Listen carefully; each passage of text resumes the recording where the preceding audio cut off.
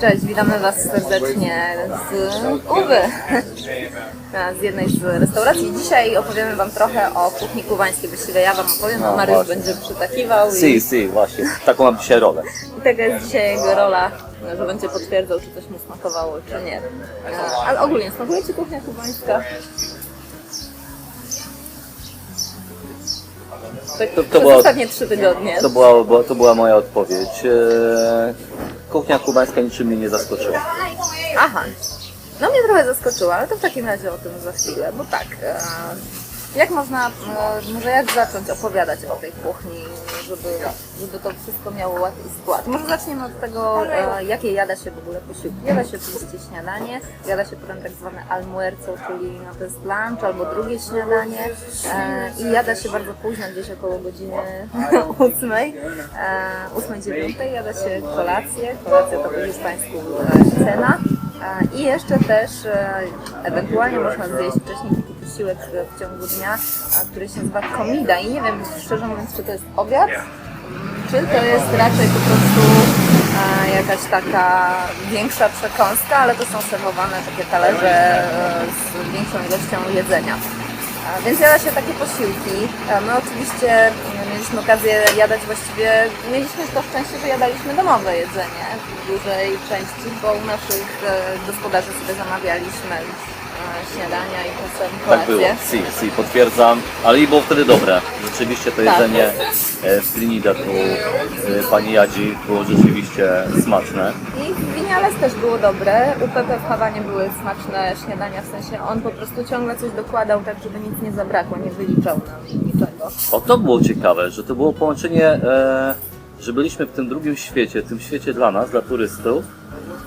Byliśmy obsługiwani przez człowieka, który jakby ma szansę zarobienia pieniędzy, a to był człowiek, który nam cały czas dokładał. Jedna była cena, zapłaciliśmy za śniadanie 4 kuki. Chcieliśmy jajecznicę z 2 jajek, była z 2 jajek. Chcieliśmy z 4. Kurczę, rzeczywiście, wiesz co, musimy do niego wrócić, bezapelacyjnie. Czyli tak, rozpoczynamy od śniadań. Śniadania na Kubie, takie i domowe, i takie dla turystów, które się serwuje, to są najczęściej jakieś bułki, to są takie pulchne, smaczne bułki świeżutkie, bo oni jeszcze tutaj mają pieczywo, które nie jest zepsute przez kapitalizm, więc mają te smaczne bułki i jada się też do tych bułek często banany, jeśli nie ma wędliny, a wędliny tutaj mają niesmaczne akurat. No niestety, nie są to takie nasze dobre polskie wędliny sprzed 15 lat, tylko takie bardziej widać z jakichś tam resztek, powiedzmy, mięsa, to co gdzieś tam spadło ze stołu, to przemieli się, ugotuje i z tego się robi wędlinę. Mają też kubańskie sery, które są całkiem dobre. I na śniadanie jadają często bardzo dużo owoców, tam gdzie oczywiście te owoce są, gdzie te owoce rosną. I owoce nie są tutaj drogie, zwłaszcza nie są drogie banany. Tania jest chyba też guajawa oni na nią mówią. Si. Także tych owoców praktycznie, dopóki nie przyjechaliśmy do Varadero, gdzie ciężko o nie, jeśli chodzi o świeże owoce, to tych owoców wszędzie żeśmy jedli dosyć sporo i wszędzie można je dostać. No i jadają też jajka. I to są takie śniadania, że można na to śniadanie zjeść sobie omlet na przykład, albo po prostu jajko smażone czy sadzone. I to są takie śniadania, które jada się tutaj na Kubie w sumie najczęściej. Oni nie znają raczej płatków żadnych, czy tego typu owsianek i innych takich potraw, prawda? Nie spotkaliśmy się tam w hotelu w sumie nigdzie. Ja raz widziałam płatki owsiane w sklepie dla turystów, ale to były sklepy dla turystów, więc się nie liczy. I to są kubańskie śniadania. Teraz tak, Kubańczycy, kiedy idą sobie do pracy czy do szkoły, to mogą sobie potem w ciągu dnia przekąsić coś na mieście. I jest na Kubie sporo takich kafeterijek, gdzie serwuje się różne niewielkie posiłki i najczęściej jest to co? One są tanie jeszcze też te posiłki, bo można na przykład zjeść za 3-5 pesos. Najczęściej są to kanapki jakieś, czy to z masłem. Bułka tak dzisiaj moje śniadanko. Bułka z szynką, mogła być bułka z parówką, sandwich, znaczy bo to jest bułka na ciepło, jest przypieczona. Bułka z hamburgerem 5 pesos kosztowało mnie taka jedna bułeczka. Ale trzeba zjeść 3 bułeczki. Bo one są takie, te bułki są bardzo lekkie i można spokojnie na śniadanie zjeść ich kilka i dopiero wtedy się czuje, że faktycznie coś tam na tym żołądku leży. Jedna to po prostu tak jakby jej nie było, co nie? Jedna nie, no Przynajmniej to nawet, oderwany nie czuł. nawet jak dwie, zjadł. jeszcze przy 2 to jeszcze zastanawiam się, czy już coś zjadłem. Czy była to dopiero Trzeba by na przystawka. pewno. Więc to są drugie śniadania, więc są te kanapki. Jest też pizza kubańska i to jest troszeczkę inna pizza niż taka pizza włoska, jaką znamy, czy pizza, która jest przygotowywana w Polsce. Dlatego, że jest to pizza, która przynajmniej ja mam takie wrażenie, że jest to pizza, która jest smażona na patelni, a nie pieczona w piekarniku, bo tak chyba nawet w tym jednym miejscu w Santiago de Cuba ten pan Sombrero ją przygotowywał. I to jest całkiem nawet smaczna pizza. Ona jest na grubym cieście. No wiadomo, to jest kraj, w którym nie ma zbyt wielu składników do jedzenia, więc chleb jest podstawą. Ja wiem, ile jaki jest czas pieczenia pizzy, kiedy włoży się do pieca. Minuta 47. A co tutaj?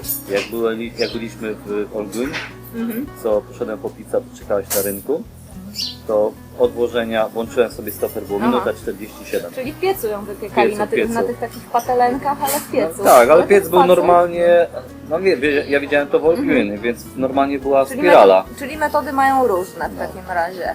Ale co mam wspólne jest to, że to jest gruba pizza z pomidorowym sosem i z dodatkiem sera, to się nazywa pizza con queso.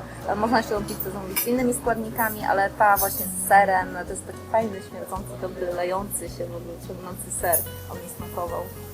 Więc tą pizzę można zjeść i to jest tani posiłek dla biednego turysty. Tak. A jeszcze korzystając z okazji, że mówimy o biednym turyście, ja się chciałem Cię spytać, czy może w końcu napijemy się mojito? Ale przecież napiliśmy się A nie, faktycznie, piliśmy inne drinki, ale do drinków za chwilkę przejdziemy, to powiem Ci, kiedy się napiję. Kiedy będzie filmik właśnie o drinkach? Jakby co, To to jest ja... filmik o drinkach również. A też, ale no to tak, to my nic nie nakręcimy. Mamy No. dzisiaj refresko, ale zaraz Nie, będziemy ja mówić o żądam drinkach. osobnego odcinka na temat drinków. No, ponegocjujemy. Dobrze. Co dalej? Mamy pizzę, mamy kanapki, mamy w tych kafejkach też można napić się soku świeżego, naturalnego z owoców, bo mają tutaj blendery i miksują te soki. Można się napić też refresco, nie tylko w tych kafeterikach, ale też w takich przydrożnych różnych budkach. Można się napić refresco, to akurat to jest takie refresco, to się nazywa tylko refresco, to jest pewnie napój z puszki, a takie prawdziwe kubańskie refresco to jest pokruszony lód i oni naprawdę z takimi ogromnymi bryłami lodu tutaj chodzą po mieście, który kruszą za pomocą noża, a potem kiedy jest już kubek wypełniony tym lodem, to zalewają go jakimś słodkim syropem, no i później jak to topnieje, to oczywiście się je już tak strasznie słodkie, jak wcześniej nie jest. No jedz, biedaku, jedz, głodny jesteś. Czyli mają to do picia w tych kafeterijkach, pije się też oczywiście kawę, rzadko kiedy się spotyka herbatę i już opowiadaliśmy o tym też w filmiku, o tym jak jest na Kubie, że nie zawsze jest łatwo dostać wodę do picia w sklepie, że łatwiej jest te puszkowane różne napoje, tak jak w czasach PRL-u w Polsce orężady było łatwo kupić taką butelkowaną, a tutaj w puszkach już czasy butelkowane mają za sobą. A już nawet idąc w koszty, można sobie wziąć butelkę 1,5 litrową i pójść z nią do pani, która sprzedaje refresco I napełnić refreskę. i napełnić. I wtedy wychodzi dużo taniej. Można. Wszystko można, ale dobra, napoje za chwilkę, wspomnieliśmy tylko o tym refresco, a dalej opowiadamy o tym, co się jada na obiady. I właśnie, tak w domu na Kubie, kuchnia kubańska charakteryzuje się tym, że jada się zupy i to jest wpływ kuchni hiszpańskiej. W ogóle na tą kuchnię miały wpływy kuchnia hiszpańskiej, kuchnia kreolska, troszeczkę te kuchnie okolicznych wysp, można powiedzieć, ale ta hiszpańska chyba najbardziej, tak myślę. Więc jada się zupy i jada się drugie dania i to jest najpopularniejszym miejscem jest kurczak albo wieprzowina, bo to najłatwiejsze do hodowli tutaj zwierzęta, a jada się też czasem, ale to już rzadziej wołowinę. I jada się dużo dań warzywnych i dużo warzyw też różnych ciekawych, takich bulwiastych na Kubie się uprawia, chociażby słodkie ziemniaki na przykład i różne jeszcze inne odmiany tych, których ja nie znam. Wiesz co, ale strasznie ciężko mi jest się skupić, jak się będziesz wygłupiał za nami. No ale no co ona, jak tutaj ta pani tutaj się patrzy na nas i się zastanawia, dlaczego my rozmawiamy do Jakiegoś pudełka, do jakiegoś które stoi pudełka. przed nami. Więc to są takie dania obiadowe i jada się oczywiście też ryż i fasolę i kiedy nie ma mięsa, no to ta fasola też w dużej części tutaj jest po prostu białko, ale ponieważ to jest wyspa, to też oczywiście jada się ryby i owoce morza, tylko one są droższe i też oczywiście jada się oprócz ryby i owoców morza co? Mięso krokodyla. Nie. To nie ten kraj, żeby jedzono krokodyla. To było pytanie do mnie? Tak, bo mnie cały czas rozpraszasz i już zapomniałam, co się jada oprócz tego na Kubie. No się jada, to się da. Co się rusza, to się je. Nie Dobra, jedzą czegoś, nie mamy jedzą ryby i czegoś owoce nadzwyczajnego. morza. Nie, chciałam powiedzieć krewetki, właśnie. Chciałam powiedzieć, że te krewetki są takie w miarę popularne, ale raczej powiedziałabym, że w tych regionach turystycznych niż tak na co dzień. Raczej te owoce No, a morza są langusta? droższe. No langusta była przepyszna. Ale ona była jakby po tamtej stronie wyspy, nie? Oni się tym szczycili. Była, w ogóle. tak, że to tamtejsza, że świeżutka i faktycznie langusta była przepyszna, przygotowana była zupełnie inaczej niż standardowo to widzieliśmy, bo była w takim sosie warzywnym, dobra była. Dobra była, tylko przez to była mało fotogeniczna, ale dopiero w sumie jak ją z tych warzyw żeśmy wybrali, to wyglądała pomarańczowa, tylko Dla mnie ona była najlepsza, jaką kiedykolwiek w życiu jadłem. pierwsza chyba. Hello, musiałeś to dodać? Ani nie potwierdzam, ani nie zaprzeczam. Może tak wcale nie jest. Okej, i teraz tak, jakie są dania takie, i żeby na dowód tego pokazać Wam, że faktycznie to my akurat jemy rybę i mięso, ale mamy też na przykład dynię, bo na Kubie jest popularna dynia, teraz jest tutaj zima, a tutejsza zima sprzyja uprawianiu dyni. Na Kubie oczywiście są pewne potrawy, które są takie znane i sztandarowe, tak jak u nas w naszej kuchni polskiej sztandarowe są chociażby pierogi kluskie śląskie, czy kotlety, albo i bigos. I jest trochę takich potraw, których nam się udało spróbować. Si. Teraz gryz ryżu i za chwilkę opowiadamy. Z zup akurat nie udało nam się niestety, bo nie ma sezonu na którejś z warzyw. Nie udało nam się spróbować zupy ahiako, to jest jakaś zupa czosnkowa też z różnymi bulgarskimi warzywami, taka dosyć sycąca, ale generalnie tutejsze zupy są bardzo smaczne, mi smakują.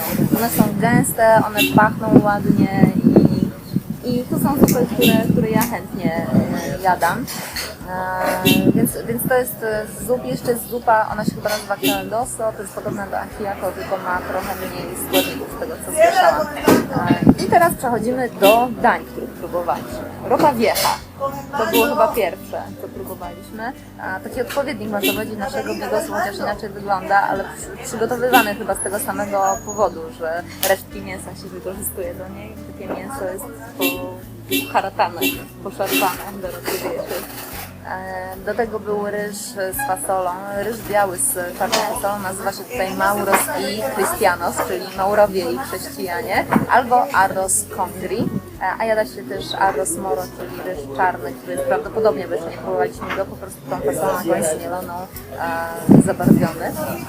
Ryż jest dodatkiem dosyć sycącym i długo trzyma, jak się go zje. Jada się smażone mięsa albo pieczone kurczaki w całości lub piersi. Jada się smażone ryby w całości albo filety. Jada się tutaj też wieprzowinę przygotowywaną na tłuszczu albo pieczoną w piekarniku. Jedliśmy jedną potrawę, która się nazywa picadillo a la habanera. To była wołowina, która była z drobno pokrojoną cebulą, czosnkiem i papryką. Jedliśmy też jedliśmy w Trinidadzie na dachu. To jedliśmy w Trinidadzie na dachu i to była chyba ostatnia kolacja w Trinidadzie. Dodaje się tutaj w ogóle też do zup czy do potraw, do drugich dań banany. Smaży się banany, które się nazywają platanami. To są takie zielone banany, mączyste bardzo i jeszcze nie słodkie, niedojrzałe. I widzieliśmy, jak tam koło tego pana z sombrero, co robił pizzę, jeden chłopak rozgniatał deseczką te banany i potem w całości, taki placek z tego wychodzi, to w całości było smażone na tłuszczu, a też czasem się kroi na plasterki i też rozgniata pięścią albo czymś rozdusza i z tego takie placuszki wychodzą trochę jak u nas placki z cukier. I jeszcze robią to, co oderwany lubi najbardziej. Chipsy. Chipsy bananowe były pyszne. Rewelacja. I do zupy były rewelacyjne.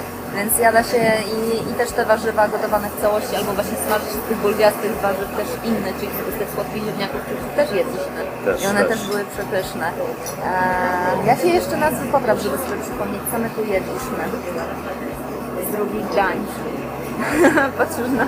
Jedliśmy krewetki, były pyszne krewetki, które robi się albo, no takie, oczywiście to na wiele sposobów można, ale tutaj te, które my próbowaliśmy, to były jedne smażone w czosnku, a jedne po kubańsku w sosie pomidorowym. Co jeszcze jedno? Tak. Przenieśliśmy się już z restauracji na nasz taras, mieliśmy małe problemy techniczne i nagrywamy się już teraz inną kamerą, ale właściwie o całej kuchni już tej podstawowej Wam opowiedzieliśmy, więc przyszedł czas na to, żeby napić się jakiegoś drinka. Por favor. Ron Collins! Por favor. Ron Collins! Też sam robiłem te rączki. Mamy Ron Collins. Przepisy na drinki kubańskie możecie znaleźć na dorota.in, bo sporo już ich tam jest. A jakich drinków kubańskich my żeśmy spróbowali? Ron Collins to jest rum z czymś takim, co jest wodą sodową o smaku limonkowo-cytrynowym, tak? Z oranżatką. Si. To mamy Ron Collins, Cuba Libre, czyli rum z kolą. Bardzo smaczny drink, znany na całym świecie. Wolna Kuba. Mojito, którego żeśmy tutaj jeszcze na Kubie nie pili, które pijemy poza Kubą, dosyć w sumie często jak gdzieś jesteśmy na mieście i które bardzo lubimy. Ale pamiętaj, ja bez tego nie wyjeżdżam. Nie, bez tego absolutnie nie wyjedziemy, ja też bez tego nie wyjadę. Wyjechać jednak stąd planuję za tydzień, choćby wszystko stało na przeszkodzie.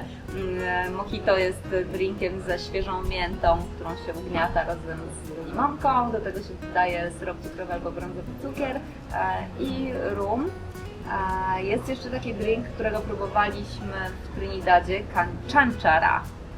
Pamiętasz tego drinka? Tak. Canchanchara to był miód, sok z limonki, rum i to chyba wszystko. I kostki lodu to były albo kruszony lód.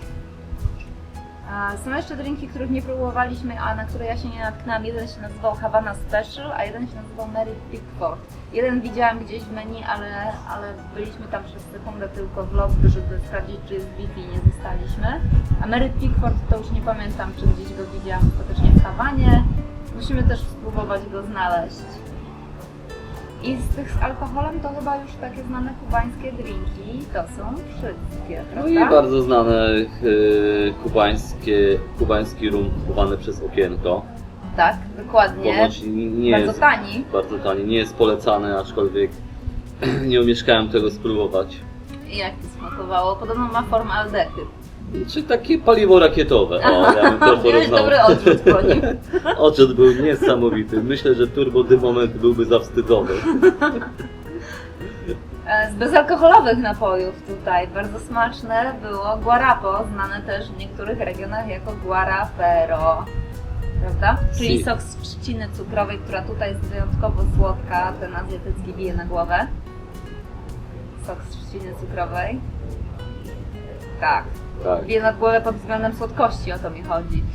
W Azji dodaje się soku z limonki do niego i on jest lepszy i chłodzi się go lodem, a tutaj po prostu się podaje taki czysty. Tak, no, I on faktycznie, jak go rozrabialiśmy wodą albo jakimś sokiem, to był znośniejszy.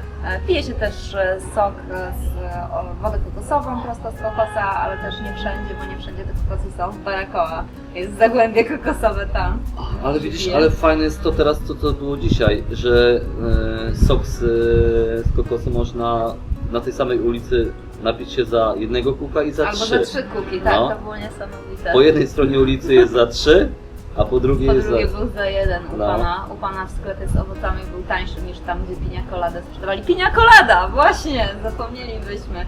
Czyli rum z sokiem z ananasa i z dodatkiem robi się go też mleka kokosowego właśnie. Z tego co pamiętam jest też przepis, no, na dużo drinków już kubańskich wcześniej zrobiłam przepisy. Jakbyś na czuła, lokalizację. jakbyś czuła, czuła, że kiedyś no. przyjadę. Więc dajmy już spokój napojom, bo jeszcze warto wspomnieć o słodkościach kubańskich, a właściwie o tym, jak ciężko jest je dostać, prawda? Tak, jak ciężko jest zapamiętać mi nazwy tych Też. zdobyczy, słodkich zdobyczy. Możesz powiedzieć, co było na pierwszym miejscu moim, a co na drugim? Ojejku, na drugim twoim miejscu był chyba leche flan, czyli coś takiego jak krem karamel, albo podobnego troszeczkę, no ale bardziej do creme caramel niż do creme brulee, bo to był taki mleczny po prostu pudding zapiekany na wierzchu z karmelem. Wcześniej tylko karmel został zrobiony, no tak jak creme caramel dokładnie się przygotowuje. Ten przepis jeszcze akurat przede mną, ale już jestem na dobrej drodze, bo już trochę mam sfilmowane.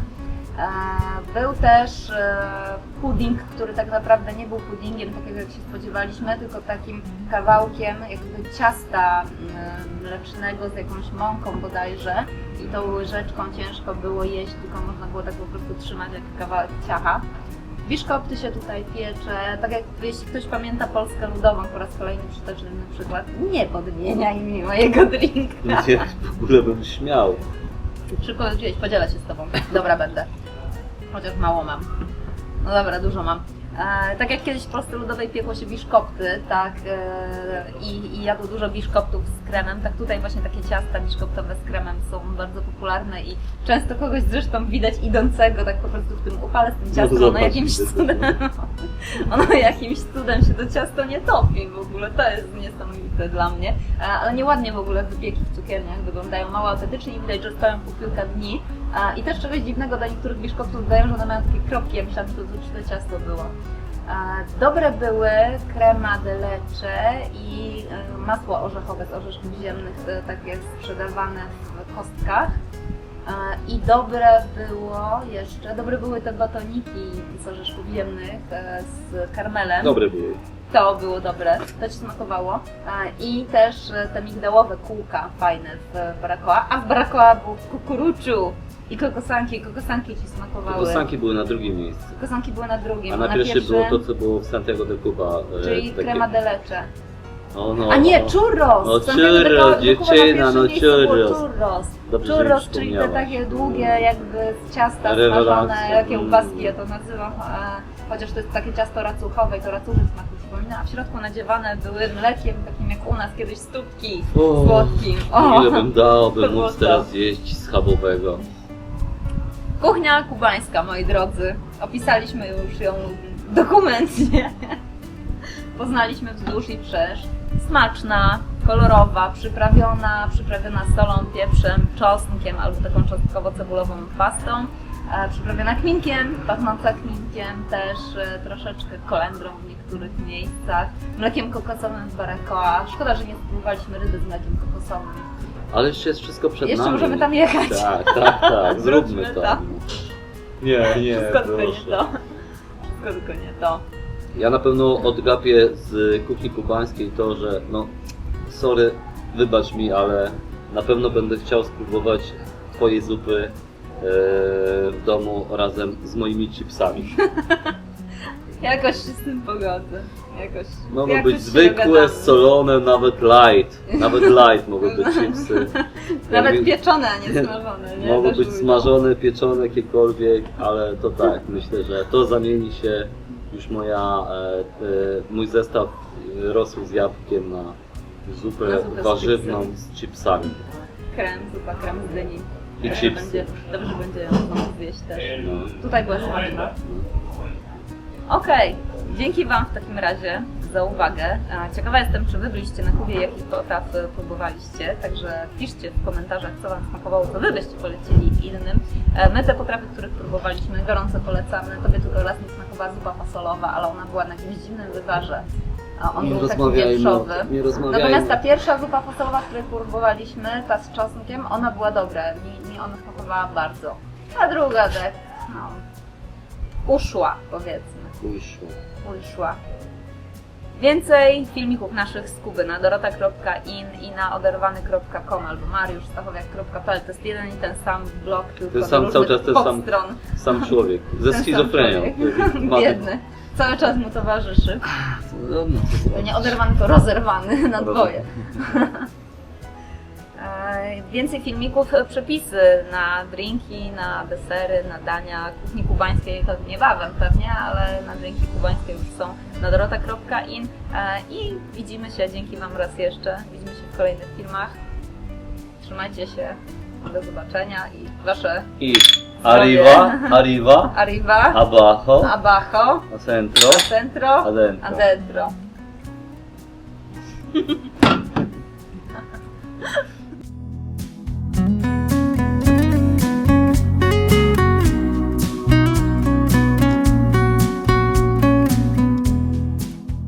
No wiesz, coś się nauczyłem tutaj, prawda? No, Arriva, baja, centro, adentro. A wiesz co to znaczy? do W góry, górę, na w dół, do siebie. do centrum, czy tam do centrum. Do siebie I do wewnątrz, środka. do środka. No widzisz, no.